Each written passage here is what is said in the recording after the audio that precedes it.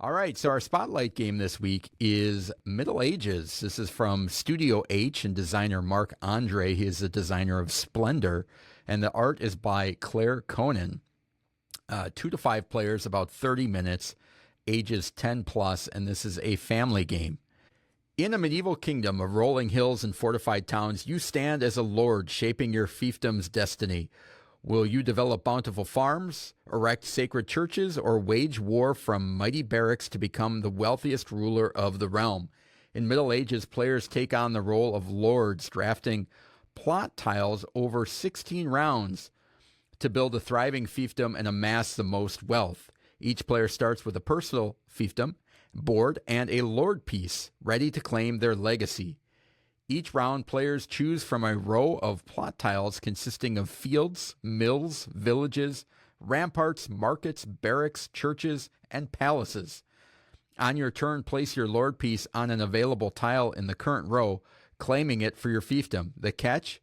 Tiles on the left are lower value but grant earlier picks the next round, while higher value tiles on the right push you later in turn order.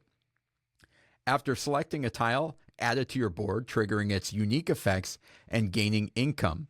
For example, fields gain gold based on the number of farmers in your villages, barracks let you attack weaker rivals, and palaces increase your income. A rampart even enables you to reserve a tile for a future round and disrupt opponents' plans. Event cards shake things up every 4th round with bonuses or challenges like gaining coins or discarding tiles. The game ends after 16 rounds, and players tally their coins gained from tile effects, income, and events throughout the game. Any player that fails to build at least one of each tile type loses 10 coins, and the richest lord wins. Can you weave a tapestry of medieval prosperity, or will your fiefdom fade into the annals of history? So that is a brief explanation and overview on how you play Middle Ages. What do you like about this one, Michael? Doug, I absolutely love the tile draft, and trying to stay one move ahead is delightful because I feel like I have some control of where I'm going to move and how my horse is positioned, but I really don't. And I just love how that part of the game, that's something that surprised me. I mean, Marc André from Splendor fame is, a well-regarded designer. But the first time that I played Middle Ages, I was really struck by how much I enjoyed the actual draft, let alone trying to get pieces to fit together and the bonuses that kick off after that. But I think that's really an enjoyable part of the game for me that surprised me. How about you? Yeah, I mean, I love the Kingdomino draft style, which is kind of what it is. And I wish more games did that. I like the idea of taking something, and maybe it's not the best tile that you can take, but you're going to get to pick early next round. Or you take something really powerful, and it's like, I don't really care about anything in the next round, so I'm going to go what I needed right now. Yeah, exactly. Yeah. Or maybe or there's nothing out there that I really want on the next round. It's not important which one I get. So I really like that. Yep. This game, I will note that it can be mean. When you play some of the barracks cards or things like that. However, you can destroy somebody else's board.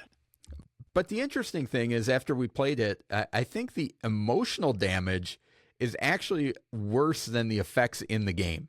Yeah, it's pretty balanced that way. Yeah, so it feels like, oh, I just completely destroyed one of their buildings that they just took in the last round. But there are also buildings that allow you to get those buildings back. Yeah. And if you're the one doing the attacking, you're not really using those buildings, but the person that is getting attacked is using that building to get them back out. And I think I attacked you several times in the one game that we played, and you were pretty much back up to a full board by the end of the game, right? Well, long time and even new time listeners will know if there's a military element in a game, Doug's going to crush on that military element. So the first time I read the rules because of my own insecurities, I don't want to be attacked. No, it's good. It's your play style. But the first time I read the rules, I was like, okay, what's the graveyard one called? What building do I need to make sure I get 3 or 4 of throughout the game so that I'm able to rebuild the buildings that I drafted?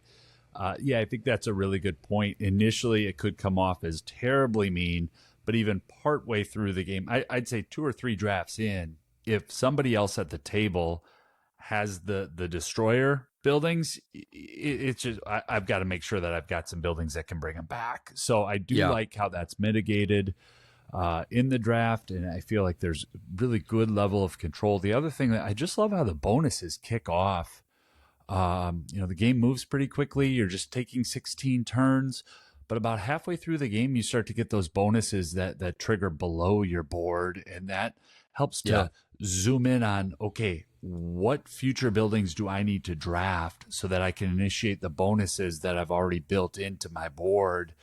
And I think that was just, like I said, a lot of fun. The game was a lot of fun. It felt like a condensed Orleans to me. And maybe some of that's just because of the draft or the setting and the style, but you're not pulling anything from a bag, right? But I still had that feeling of how bonuses were kicking off and how the game flow was happening and trying to get certain buildings to fit in certain places. The game stood out on its own, but also reminded me of other games I like to play. And a quick game. I mean, our 2-player game was a half hour. Is that right? Is that right? Sounds about that's right. what I recorded it as. And yeah, it definitely shares some connective tissue with Splendor, that's for sure, as far as the combos and efficiencies are concerned. As far as the attacks, I wonder how kids would handle that, if that's a kind of a deal breaker. Of course, with everything, it depends on your kids. I can see why people really like this game, and I think it might be a really good step up from Kingdomino. If you're looking for a game that has the same draft style, but you kind of want to ditch the spatial aspect and do more engine building and kind of building your tableau, this is the great next step up from that, right? Yeah, I think that's an excellent comparison. For me and my house, just speaking strictly in my house, our collection, this game sits alongside like a Seven Wonders Architects. And just hear me out here, give me a little bit of latitude. Games are very different. But in terms of a flow, fast-paced game, what can we get played on a weeknight under an hour where everyone, if we've played it once, they know the rules? Middle Ages is a little bit meaner. It plays like some of the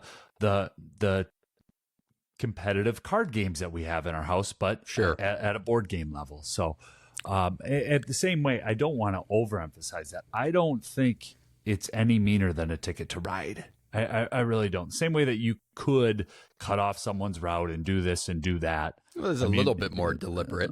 Yeah, you're destroying buildings, but you can also defend against that and bring those buildings back just as easily. Yeah. Now, did you find the Easter egg that I left you in your copy? He's looking right now. So I had to film this, and then I had to give it back to Michael, and I gave him a little Easter egg, but he probably isn't even going to know what to look for. No, he kept parts of he wanted the coins punched back into the cardboard, storage. Like a weirdo. Doug, what is this? Nope, that's not it either. No, not a little Gamma promo? You might need to look at your little guys. Did you glue it back together? I glued it back together for you. My little man fell apart in travel over to Gameschooler headquarters, and Doug politely glued him back together. Glued his leg back on. Look at you. Oh, little horseman, you're good to go. Thank you, Doug. Very nice. No problem. That's what friends do for each other.